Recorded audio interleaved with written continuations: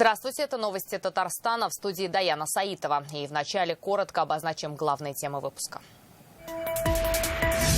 Вот она, суровая русская зима. Встаю с утра, мучаюсь. Вот сейчас дождусь, друга приедет, заведет, поможет. Как жители республики переживают январские морозы, увидела Юлия Гоголева.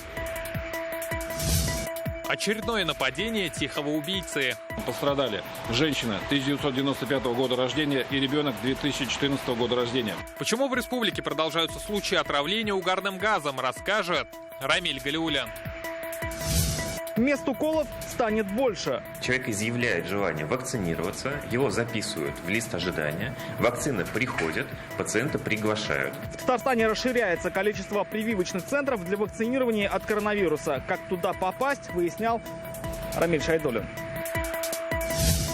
Ирония судьбы по-татарстански. Гордимся, что у нас строители 25, квартиры 12.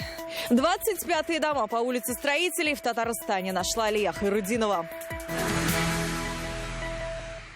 В Татарстан пришли сильные морозы, и в эти минуты температура воздуха в Казани держится на отметке минус 30. Как сообщил Гидрометцентр Татарстана, минувшей ночью морозы в районах достигли 38 градусов. Самой холодной была ночь на юго-востоке республики. В Бавлах температура опустилась почти до 39. Минус 35 зафиксировано в Муслюмово, 34 градуса было в Буинске и Алексеевском.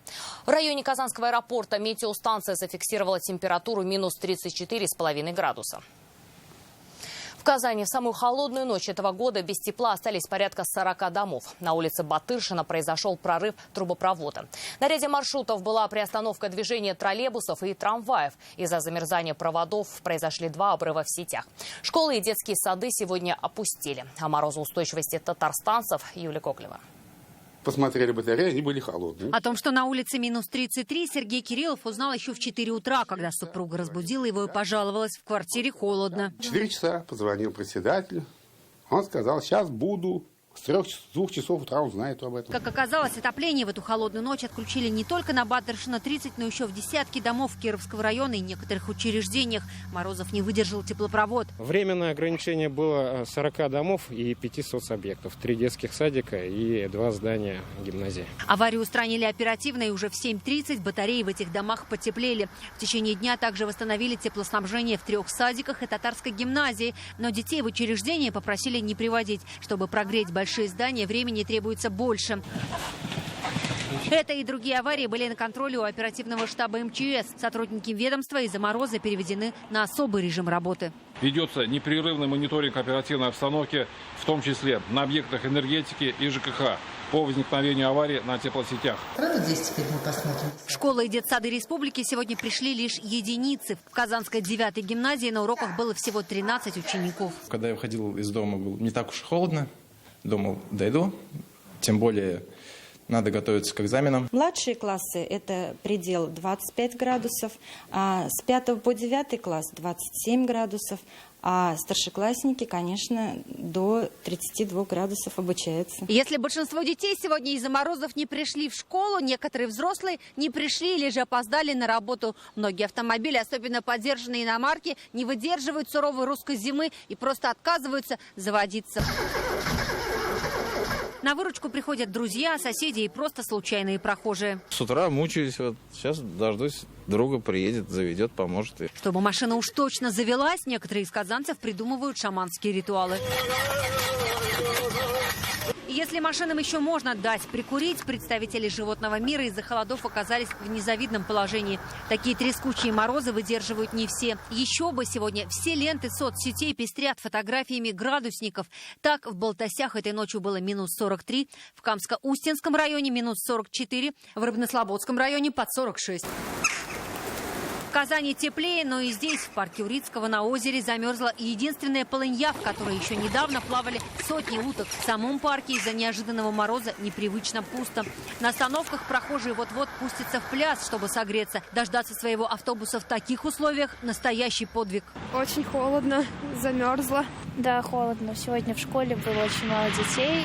Сказали не приезжать, но вот все равно есть некоторые, кто приехал. Если бы не было бы солнышка, было бы намного сложнее. На движении автобусов, как мы видим, морозы особо не сказались. Подвижной состав начали прогревать с 3 утра.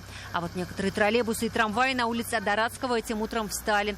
Из-за замерзания проводов в столице произошло 2 обрыва сетей. На руку такая погода разве что таксистам, тем, что посчастливилось завестись. Много кто не заводит после машин, жалеют свои все. В эти холодные дни медики советуют особенно внимательно относиться к своему здоровью, одеваться многослойно. Людям с хроническими заболеваниями от поездок и прогулок лучше воздержаться. Более восприимчивые больные с сердечно-сосудистыми заболеваниями, заболеваниями дыхательной системы. И поэтому особенно те, кто постоянно принимают лекарства. Эти морозы стали первым испытанием для татарстанцев в наступившем году. Впереди еще крещенская стужа.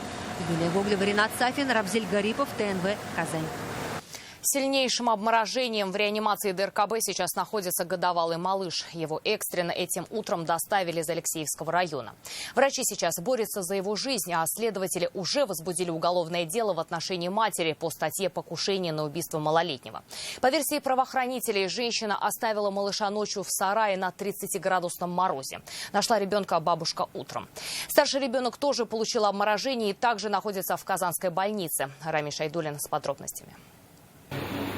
Малыша в тяжелом состоянии экстренно доставили ранним утром в ДРКБ. Улучшений пока нет. Он также в реанимации. Подключен к аппарату искусственной вентиляции легких. Врачи борются за его жизнь. На настоящий момент состояние ребенка крайне тяжелое. Ребенок находится в данный момент на искусственной вентиляции легких. Тяжесть состояния обусловлена общим переохлаждением. Тяжелейшее обморожение рук, ног, лица. Есть угроза полиорганной недостаточности. Выдержит ли сердце малыша ночное пребывание на 30-градусном морозе? Врачи не берутся делать прогнозы. Между тем, следователи без сомнения возбуждают уголовное дело в отношении матери малыша. По версии следствия, вечером 13 января подозреваемая после распития спиртных напитков сожительницей своей матери взяла 2 детей в возрасте 1,5 и 4 лет, после чего ушла с ними в неотапливаемый сарай. Домой она вернулась со старшим ребенком. Сын так и пролежал на морозе до самого утра. Его нашла бабушка. Обоих детей тут же госпитализировали. Прокуратура Алексеевского района выясняет обстоятельства и причины инцидента. Надзорное ведомство проверяет работу органов системы профилактики, безнадзорности и правонарушений несовершеннолетних. В который раз у прокуратуры вопросы к районным органам опеки. Только после того, как ЧП прогремело на всю республику, вдруг выяснилось, семья находилась на контроле социальных служб.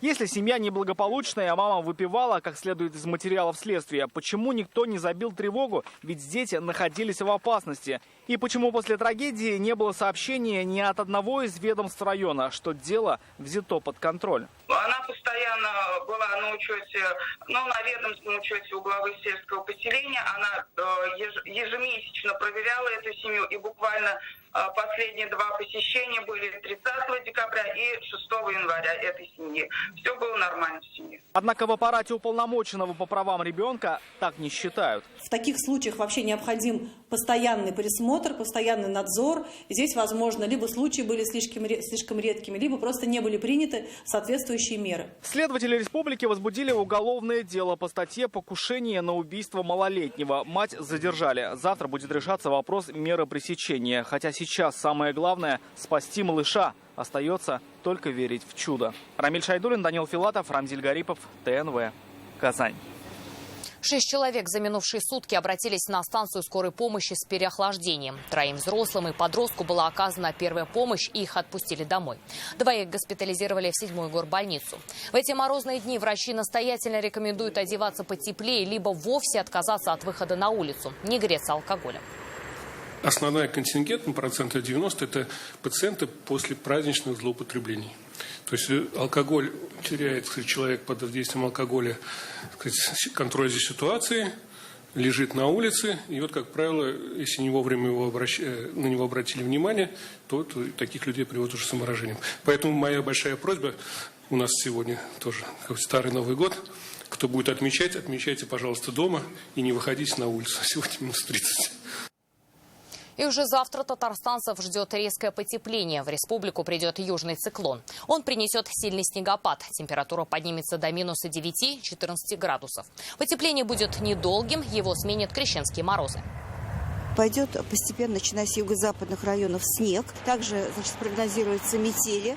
На дорогах образование снежных заносов. Ветер порывами до 16 метров в секунду. В западных районах температура повысится до 16-21 градуса, а максимальная завтра днем температура по республике 9-14 градусов.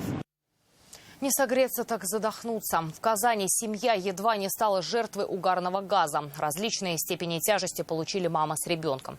Этот случай уже 4-й с начала года и 11-й в декабре. Спасатели отмечают, опасность возрастает с наступлением холодов.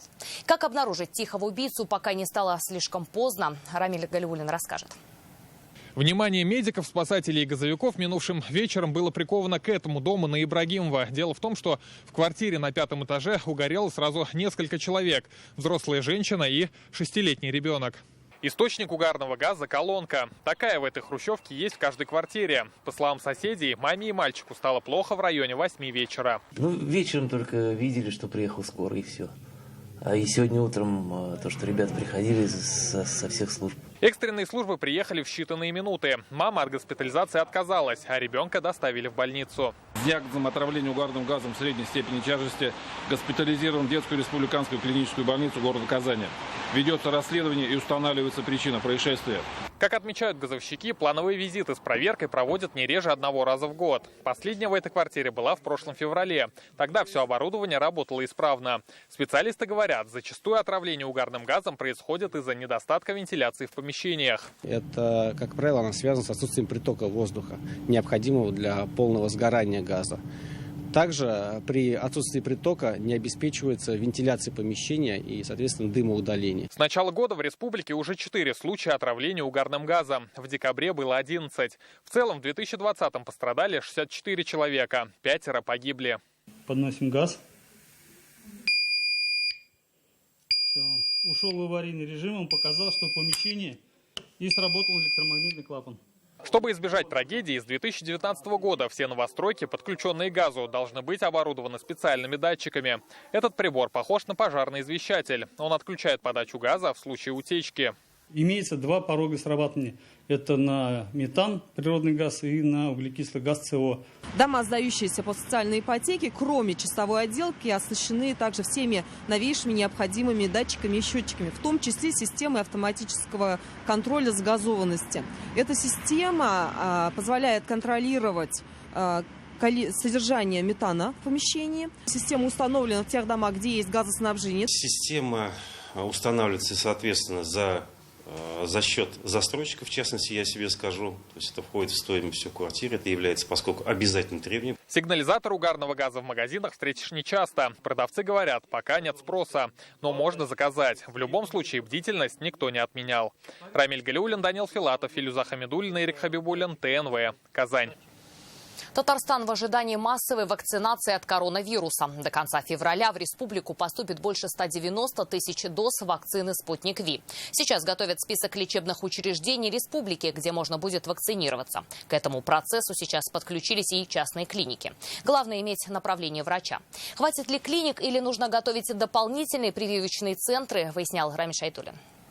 Под наблюдением остаются 1537 контактных. Вирус не только не уходит, но еще и грозит извне. В Татарстане борьба с ковид продолжается по всем фронтам. В международных аэропортах по-прежнему карантинный контроль. Только за сутки в них досмотрели 28 рейсов, 3 из-за границы. 254 человека вернулись из-за границы, из них 84 прошли обследование на новую коронавирусную инфекцию непосредственно в аэропорту. Пока у гостей не выявили ковид. Нет и ни одного случая нового штамма вируса из Британии. Все заражения в республике происходят на работе, в семьях, в школах. Возрастная структура остается прежней. Детей 5% из общего числа заболевших, 34 беременные с ковидом. Тяжелых случаев больше не становится. Сейчас большие надежды на массовую вакцинацию. Привиты почти 3000 татарстанцев. 373 уже получили 2-ю дозу. Причем сейчас желающие получить свою дозу вакцины могут не только в поликлиниках, но и даже в частных лечебных заведениях. Сегодня только в Казани таких прививочных центров 13.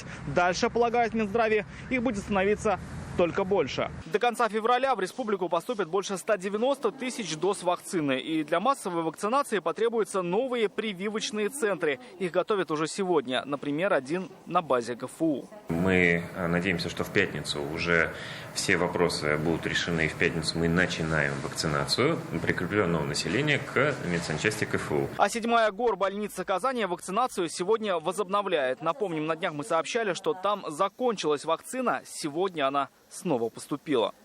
Рамиль Шайдуллин, Игорь Романов, ТНВ, Казань.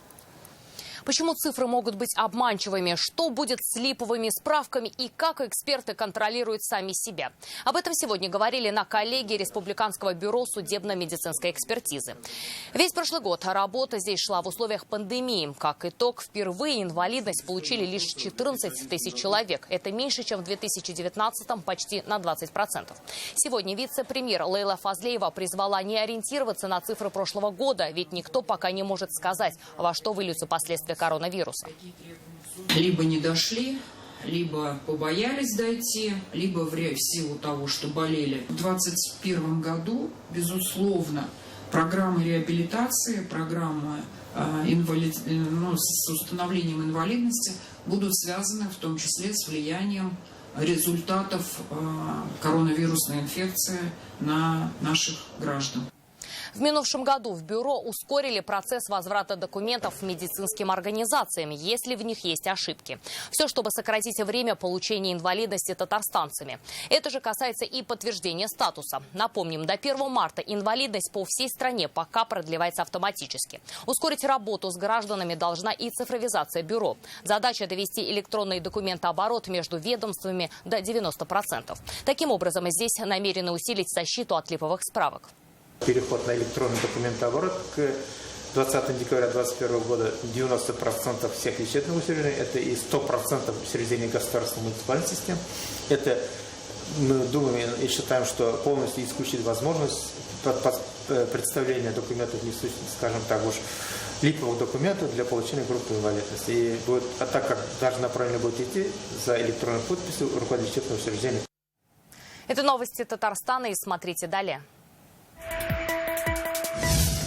Спасти и сохранить. Некоторые из них могли быть разрушены при строительстве проектируемых объектов. Что происходит с объектами культурного наследия, узнал Дмитрий Аренин. Ирония судьбы по-татарстански. Гордимся, что у нас строители воспитывают квартиры 12. 25-е дома по улице Строителей в Татарстане нашла Алия Хайрудинова. Не работать как пожарная команда. Такую задачу сегодня поставили Комитету по охране объектов культурного наследия. Вице-премьер Лейла Фазлеева сегодня жестко высказывалась на коллегии ведомства и фактически одной этой фразой обозначила все проблемы и вектор развития комитета. Лестницу в доме Якова Коровина сохранить, деревянные мечети, церковь восстановить, кадры найти. Это лишь небольшой фронт работы. Как действительно работать на сохранение наследия, а не на выяснение причин, Дмитрий Аренин.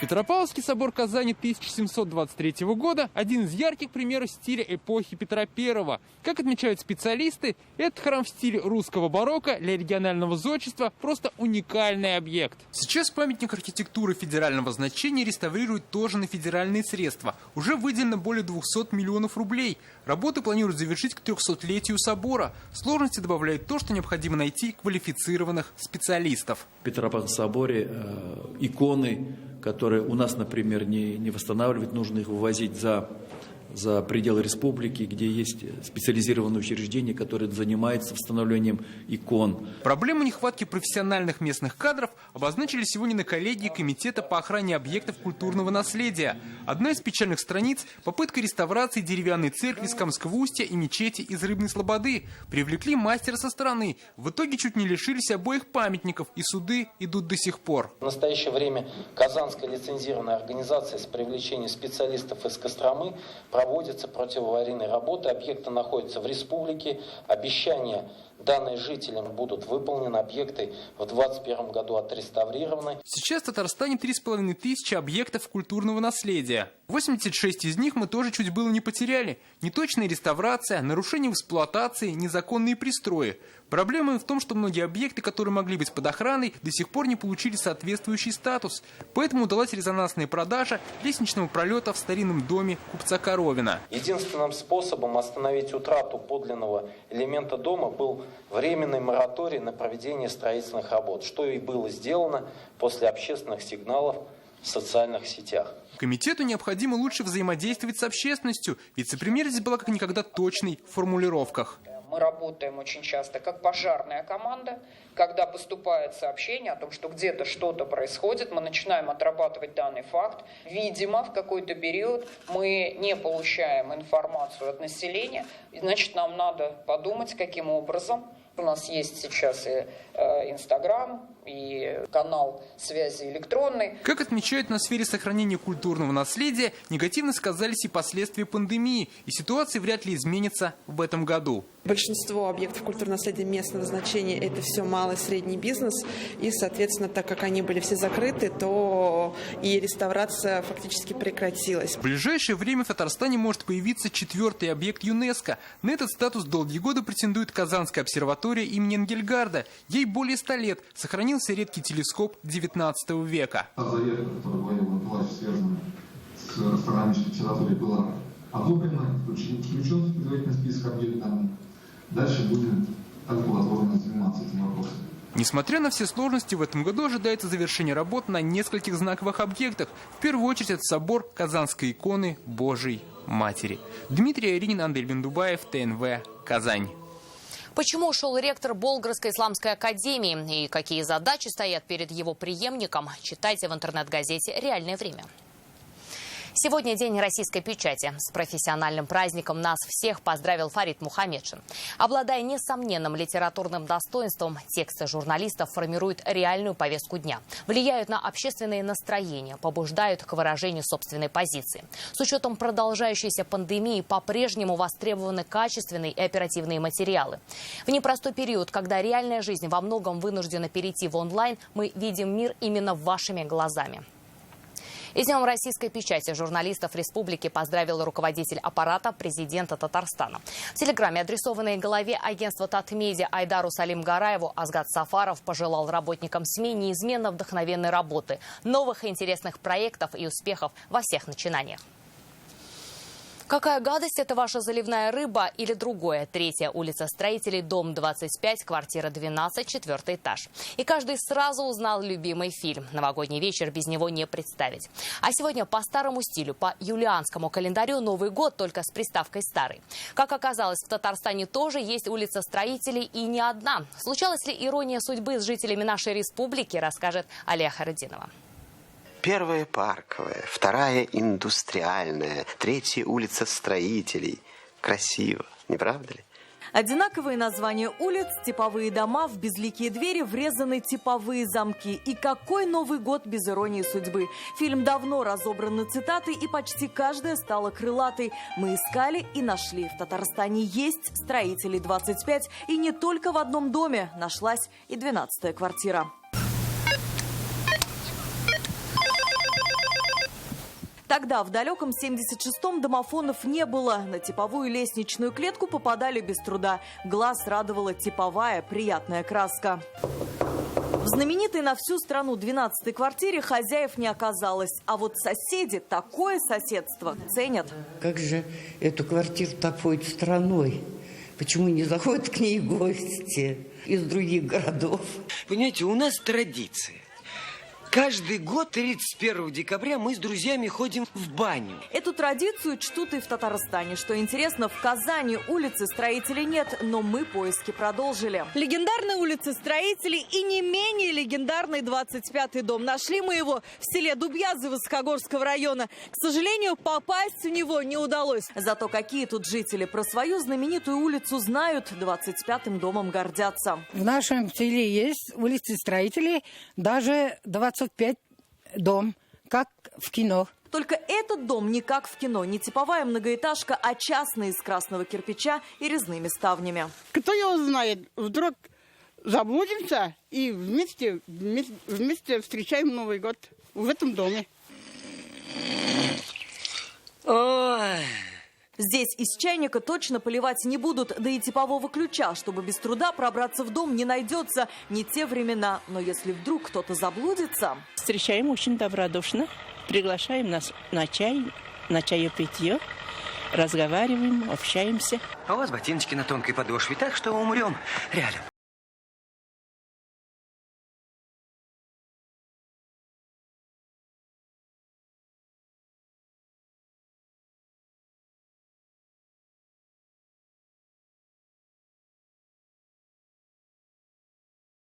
Что точно осталось неизменным, так это январские морозы. И еще одна ирония судьбы. Ни по одному из адресов жителей мы не нашли. Неужели фильм так круто изменил их жизнь?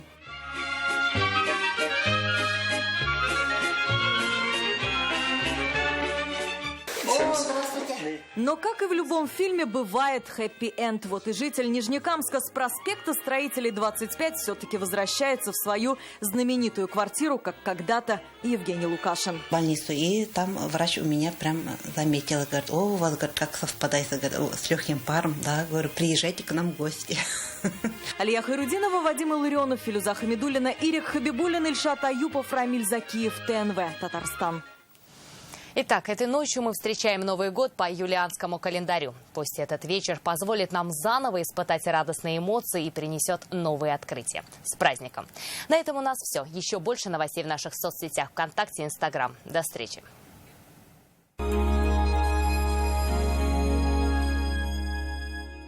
Здоровые кости и суставы – залог бодрого самочувствия. Санаторий Шифаласу и Жминводы предлагает уникальные лечебные программы опорно-двигательной системы, здоровых суставов и легкой вам походки. Это чудо! В автоцентре «Марка» огромная распродажа автомобилей Nissan. Зимняя резина в подарок. Улица Чуйкова, 54Б. Звоните 4 пятерки 3 единицы. Тезлердәге авырту тормышның астын өскә китерә. Миңа протез куйдылар, әмма ияләшеп булмады. Аякка баса алмадым. Кабаттан кисәргә 5 операция кичердем. Тезләр ничек авырткан, һаман шулай авырта. Пациент икенче тез буынын протезларга әзерләнгәндә доктор Оста операциясыз аякка бастырырга ярдәм итәчәкләрен ишетеп алды. Югалган кимерчәк тукмаларны үз урыннарына кире кайтарырга һәм артрозның авыр формаларында булган буынның хәрәкәтчәнлеген торгызу өчен протез урынына без нибары бер укол тәкъдим итәбез. Эпидемия чорында саклану чарасы буларак дәвалануны табибка бер күренүдә оештырырга мөмкин. Әгәр протез куелган икән, яңа технологиялар ярдәмендә өзлегүләрсез дәвалануны тизләтеп булачак. Мин протезлаудан баш тарттым. Сул тез буынымны саклап калып, ике теземне дә дәваларга һәм авырту хакында башка бер кайчанда искә төшермәм дип өметләнәм. Распродажа склада автомобилей Datsun по себестоимости в автоцентре «Марка». Торопись, количество ограничено. Подробнее по телефону 4 пятерки 3 семерки и на Чуйкова 54Б. Уникальная возможность приобрести квартиру в Иннополисе, купить ее в ЖК «Уникум». Квартиры в центре. Формата «Заезжай и живи». С ремонтом, мебелью и техникой. Рядом детский сад, школа, университеты. Квартиры готовы к заселению. Звони сейчас. 556 59.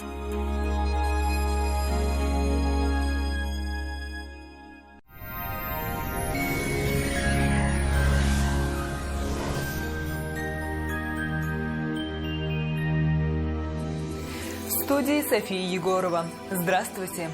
Время новогодних подарков от Данил Мастер. Только до 31 января при заказе кухни обеденный стол в подарок. Данил Мастер. Телефон в Казани 2 167 166. По данным сервиса Яндекс.Погода, в Бугульме, Баблаха и Азнакаево будет облачно, снежно, местами с метелью. Ночью ниже 20 градусов мороза.